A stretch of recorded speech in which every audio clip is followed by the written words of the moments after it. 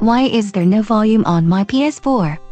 Most people would not complain about being unable to hear the theme music at startup.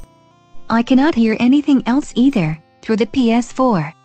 I'm assuming it is not muted. I put that in the category of common sense.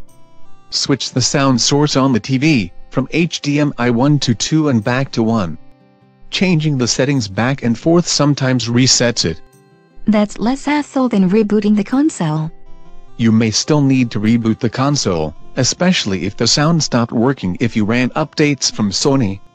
If in doubt, reboot is standard Xbox tech support.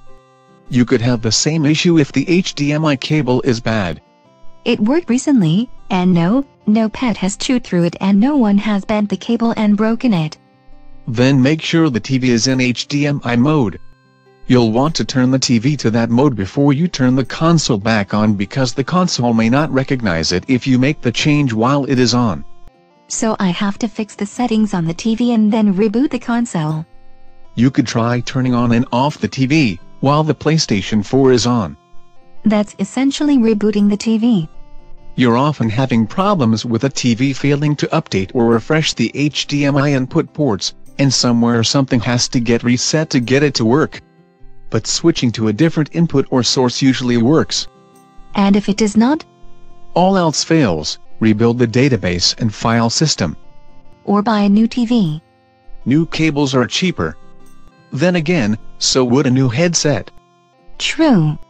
This problem, especially if you can hear through the controller but not anything else, is due to an HDMI handshake that fails when the signal first starts. Assuming the problem is not the HDMI port failing to send the data to the headset. Okay, yes, you should make sure the headset is plugged all the way in, but I thought that was as obvious to check for as not having the TV or headset on mute. My input from FiOS on the TV works. So test the HDMI port with other devices, in case it is that specific port on the TV. You're right, this does become an interesting excuse to replace the TV. See if you can update its firmware first though, and if it isn't smart enough to let you update its software, it is too dumb for a PS4.